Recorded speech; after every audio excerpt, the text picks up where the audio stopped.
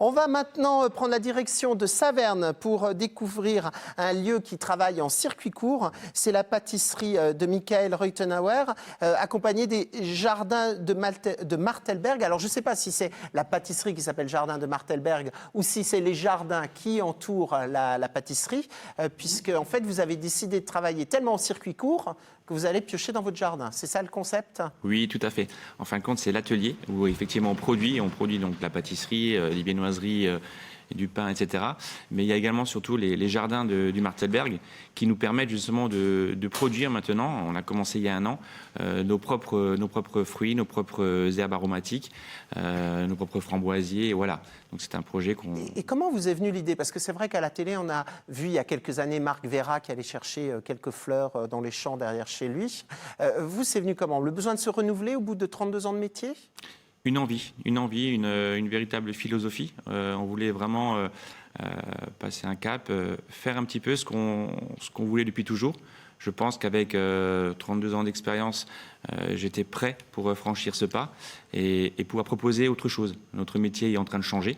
On se dirige de plus en plus vers tout ce qui est produits sains, produits naturels. Donc on s'est dit, autant produire nos propres fruits et avoir une véritable traçabilité et pouvoir proposer à nos clients des produits bio. Et vous allez très très loin là-dedans puisque vous vous déplacez aussi en voiture électrique. Vous avez installé des bornes pour recharger ces voitures électriques devant chez vous. Est-ce que la même chose aurait été possible en ville, au centre de Strasbourg ? Parce que c'est vrai que les infrastructures c'est compliqué en ville.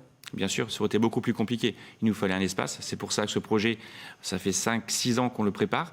Il nous fallait absolument un emplacement qui nous permette de nous agrandir et d'avoir la capacité de faire nos plantations. On a d'ailleurs déjà racheté du terrain pour planter un peu plus. Et ça n'aurait pas pu se faire effectivement en centre-ville. Ça n'aurait pas été possible. Alors, quand on parle par exemple d'agriculture biologique, on dit qu'il y a une transition de 3 ans. Là, vous allez devoir attendre aussi de pouvoir récolter le fruit de votre travail et les fruits de votre travail. Ça met combien de temps en fait à se mettre en place tout ça ? Donc tout ce qui est herbes aromatiques, on a eu les premières pousses cet été qu'on a pu travailler. Également nos produits comme les tomates cerises. On a également planté des arbres fruitiers. Donc on a deux catégories. On a les arbres fruitiers quenouilles qui auront une pleine capacité de produire au bout de 3 ans. Et également, parce que c'est un projet à long terme également, des hautes tiges qui mettront une dizaine d'années à être au maximum de la récolte. Mais vous voyez, on essaie d'aller vraiment dans ce sens-là, un projet à court terme, à moyen terme et à long terme. Et quelles sont les limites du circuit court ? Parce que la vanille de Madagascar, par exemple, elle reste un peu à Madagascar, non ? Tout à fait. Ou alors vous attendez le réchauffement climatique ? Non, quand même pas. Non, effectivement, il y a quand même certains produits qu'on est obligé. La vanille, comme vous le dites, c'est un produit qu'on ne pourra jamais produire, ça c'est sûr. Toutes les épices d'ailleurs. Tout à fait. Par contre, on essaye aussi un petit peu d'inculquer aux gens de consommer les produits de saison. C'est-à-dire quand c'est la période des mirabelles, quand c'est la période des quetchs, on consomme des quetchs. Donc on crée des desserts tout le temps par rapport aux fruits de saison.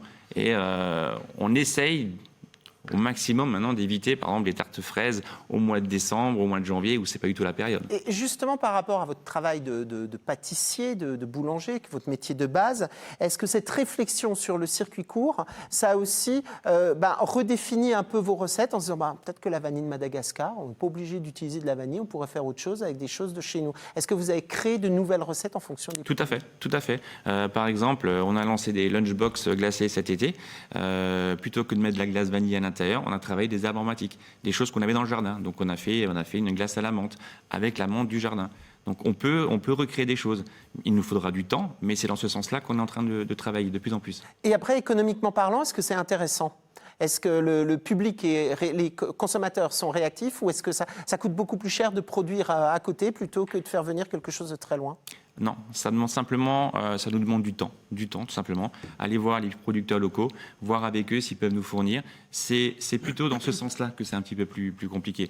Au niveau financier, non, je dirais pas. Ça prend beaucoup de temps, effectivement. On a actuellement un producteur avec qui on a signé un partenariat qui va planter des framboisiers bio pour nous et qui pourra nous fournir à partir du mois de mai jusqu'au mois d'octobre. Puisque c'est vrai que vous cherchez aussi des producteurs locaux, que ce soit au niveau de la farine, des choses que vous ne produisez pas, vous, en direct. En tout cas, c'est une très belle aventure. C'est les jardins de Martelberg et ça se passe du côté de Saverne. Est-ce qu'il y a vous renouvelez votre métier, en fait, vous réapprenez maintenant, vous avez décidé de changer votre façon de faire. Est-ce que ça, vous le transmettez aux jeunes? Tout à fait, c'est très important.